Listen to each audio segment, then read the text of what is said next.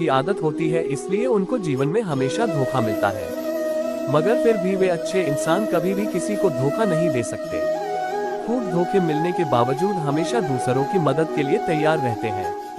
वैसे आज के जमाने में इंसान को कभी भी आंख बंद कर भरोसा नहीं करना चाहिए, वरना उन्हें दुख के अलावा और कुछ नहीं मिलेगा।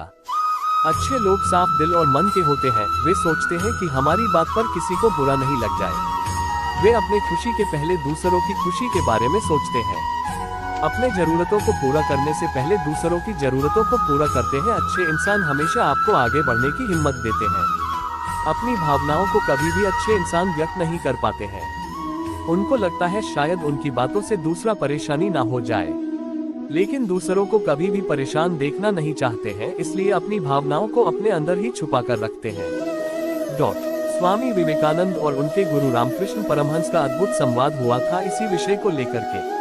स्वामी विवेकानंद ने अपने गुरु रामकृष्ण परमहंस से पूछे कि मैं समय नहीं निकाल पाता हूँ, जीवन तो आपाधापी से भर गया है। श्री रामकृष्ण परमहंस ने कहे कि गतिविधियां तो हमेशा घेरे रहती है, लेकिन उत्पादकता आजाद करती है। स्वामी विवेकानंद, आज इतना जीवन गति क्यों हो गया है? परमहंस ने जवाब दिए, जीवन का विश्लेषण करना बंद करो, यह उसे जटिल बना देता है। जीवन को जियो, पर आप उसके बारे में कुछ भी विश्लेषण मत करो। स्वामी विवेकानंद, आप ही बताइए, जीवन में हमेशा अच्छे लोग ही दुखी क्यों होते हैं? रामकृष्ण परमहंस ने इसका जवाब दिए, परेशान होना तुम्हारी आदत बन गई है, इसी वजह से तुम दुख पाते हो। परेशानी को तुम अपने से दूर रखो तो दुख तुम्हें कभी छू नहीं पाएगा। स्वामी विवेकानंद ने फिर कहा, अच्छे लोगों को ही दुख क्यों मिलता है? रामकृष्ण परमहंस बोले कि हीरा रगड़े जाने पर ही चमक देता है और सोने को शुद्ध होने के लिए आग में तपना पड़ता है। अच्छे लोग दुख नहीं पाते बल्कि परीक्षाओं से गुजरते हैं। इस अनुभव से उनका जीवन और भी बेहतर होता है, निखार आता है। उनका जीवन में एक नया अध्याय का उदय होता है, एक नई सूर्योदय होता है। इतना सुनने के बाद स्वामी विवेकानंद बोले, आपका मतलब है ऐसा अनुभव उपयोगी होता है? रामकृष्ण परमहंस जी ने सिर हिलाते हुए हाँ, हर एक लिहाज से एक कठोर परीक्षा लेता है, फिर उस परीक्षा में उसे जो सीख मिलती है वो सीख उसके जीवन में आगे बढ़ाता है और वह सफलताओं को प्राप्त करता है।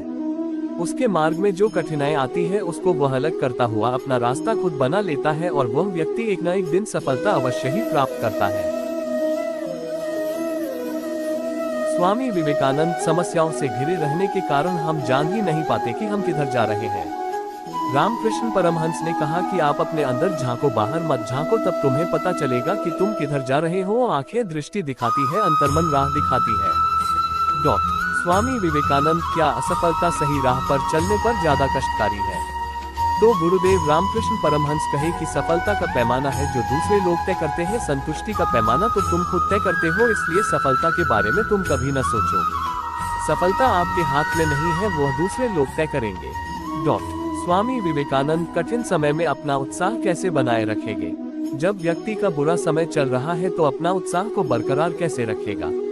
तो रामकृष्ण परमहंस ने एक बहुत अच्छी बात कही कि तुम हमेशा इस बात पर ध्यान दो कि अब तक तुम कितना चल पाए और कितना चल पाना बाकी है। जो कुछ पाया है उसको गिनो, जो हासिल ना हो सका उसके बारे में कभी न सोचो।